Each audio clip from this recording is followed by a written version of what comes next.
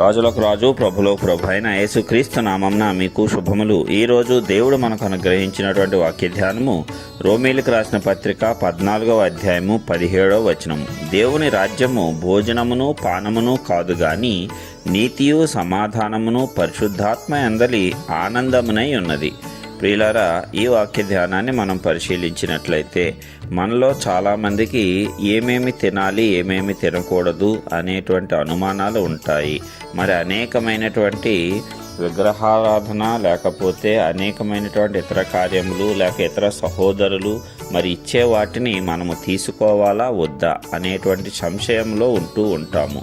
మరి క్రీస్తును అంగీకరించక మునుపు మనకు అవేవి తెలియదు కాబట్టి వాటినన్నిటినీ మామూలుగానే భుజిస్తూ ఉంటాం. అయితే క్రీస్తును అంగీకరించిన తర్వాత మనంతట మనమే ఒక రకమైనటువంటి పరిశుద్ధతను దేవునితో కాకుండా వేరే రకమైన పరిశుద్ధతను మనంతటా మనమే స్వయంగా ఏర్పాటు చేసుకుంటూ ఉంటాము. అందుకు అది మంచిదే కానీ దేవుని వాక్య ప్రకారం నడుచుకుంటా ఇంకా మేలు. అయితే దానికి నీకు విశ్వాసం అనేది ఉండాలి.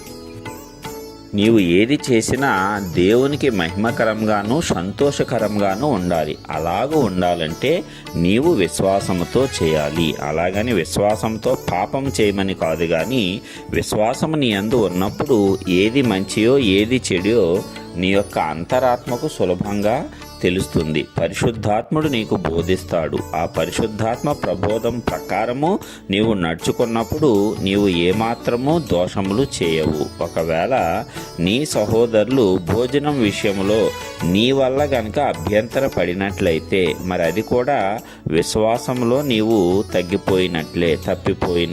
దాని ద్వారా వారిని నీవు అభ్యంతరపరచుట వల్ల వారిని ద్వారా నీవు కూడా పాపంలో పడినట్లుగా ఇక్కడ వాక్యం చెప్తుంది. ఎందుకు? నీవు అనుమానముతో చేస్తున్నావు, అవిశ్వాసంతో చేస్తున్నావు. విశ్వాసము కానిది ఏమిటో అదంతా కూడా పాపమే అని వాక్యం మనకు స్పష్టంగా సెలవిస్తుంది. అదే విధముగా నీ సహోదరుడు నీ భోజనం మూలముగా దుఃఖపడితే బాధపడితే అప్పుడు కూడా నీలో ప్రేమ లేదంట. మరి ఈ రీతిగా మనము గనక ఎలాగ నడుచుకోవాలి అనేటువంటి తీవ్రమైనటువంటి సందిగ్ధంలో ఉంటాం. అయితే ఇది మనకు తెలియదు, కానీ ఆ జ్ఞానాన్ని అనుగ్రహించేవాడు పరిశుద్ధాత్మ దేవుడే. మరి దేవుణ్ణి ప్రార్థన చేసినప్పుడు మనకు ఆ జ్ఞానం అనేది వస్తుంది, వివేచన వస్తుంది. ఏ పరిస్థితుల్లో ఎలాగ ప్రవర్తించుకోవాలి అనేది మనకు స్పష్టంగా తేటగా పరిశుద్ధాత్మ దేవుడే తెలియజేస్తాడు. అంతరంగంలోనే మనకు బోధిస్తాడు. దాని ద్వారా నీవు మనస్సులోనే ప్రార్థన చేసుకొని పవిత్రముగా జీవించవచ్చు. యేసు ప్రభు వారిని కూడా సుంకర్లు పాపులతో కలిసి భోజనం చేయుచున్నాడని శాస్త్రులు పరిసయ్యులు ఆక్షేపించారు. అయితే వారితో కూర్చొని భోజనం చేయటం వల్ల ఈయన పాపి అయిపోలేదు, కానీ ఈయనతో కలిసి భోజనం చేయటం వల్ల వారు పాపం నుంచి విముక్తులు కాబడ్డారు. అది వారు అర్థం చేసుకోలేకపోయారు కాబట్టి అజ్ఞానంతో అలాగా ఆలోచించారు. దేవుని జ్ఞానము సత్యాన్ని బయలుపరుస్తుంది. అదేవిధంగా ఒక చోట పౌలు భక్తుడు పేతురును గద్దిస్తాడు. తన యొక్క సహోదరులు రాక మునుపు పేతురు అన్యజనులతో కలిసి భోజనం చేస్తాడు. ఎప్పుడైతే మరి ఆ సహోదరులు వస్తారో అక్కడ భోజనం చేస్తూ లేచి పక్కకు వచ్చేసాడంట. మరి అట్లాగా చేయటము తప్పు కదా.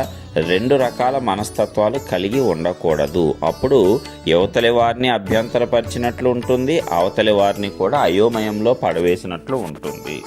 అలా కాకుండా మనస్సులో నిశ్చయత ఉన్నప్పుడు నీవు స్థిరమైనటువంటి నిర్ణయాలు తీసుకోగలుగుతావు. విశ్వాసంతోనే ముందుకు సాగిపోతావు. నీవు విశ్వాసంతో ఆ కార్యము చేసినప్పుడు అది పరిశుద్ధపరచబడుతుంది.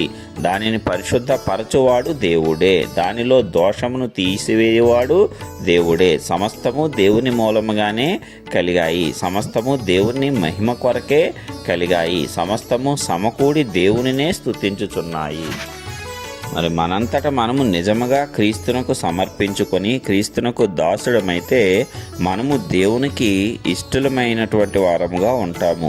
అదే విధముగా మనుష్యుల దృష్టికి కూడా యోగ్యమైన వారముగా ఉంటాము. అంటే ఎప్పుడు ఏ కార్యము చేయాలో స్పష్టముగా తెలపబడిన వారమై జీవిస్తాము. అది దేవుని శక్తి వల్లే మనకు అనుగ్రహింపబడుతుంది తప్ప మన సొంత జ్ఞానము, సొంత తెలివి ద్వారా ఏ మనుష్యుడు ప్రతి సందర్భంలోనూ సరైన నిర్ణయము తీసుకోలేడు. అయితే దేవుని జ్ఞానము నీలో పనిచేసినప్పుడు మాత్రమే, దేవునికి నీవు లోబడి ఆయన కృప నీకు అనుగ్రహింపబడినప్పుడు మాత్రమే నీవు ప్రతి విషయంలోనూ ప్రతి సమయంలోనూ ప్రార్థించుట ద్వారా సరైన నిర్ణయం తీసుకోగలవు.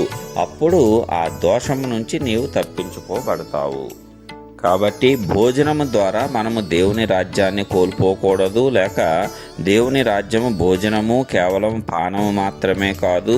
మరి దానివల్ల అభ్యంతరములు మనకు కలగకూడదు, ఇతరులను మనం అభ్యంతరపరచకూడదు. కానీ దేవుని రాజ్యాన్ని నీతి, సమాధానము, పరిశుద్ధాత్మ అందలి ఆనందముతో కలిగి ఉన్నది కాబట్టి దానిని మనం స్వతంత్రించుకోవాలి.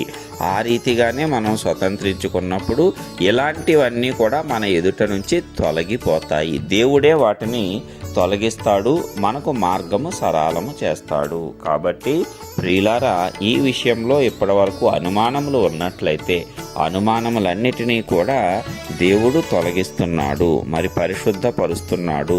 నీ ప్రార్థనల ద్వారా నీకు మంచి ఆత్మను అనుగ్రహిస్తున్నాడు. మరి రోమాపత్రిక 14వ అధ్యాయాన్ని మనము ధ్యానం చేసినట్లయితే మనకు ఉన్నటువంటి అనేకమైన అనుమానాలు తొలగింపబడతాయి.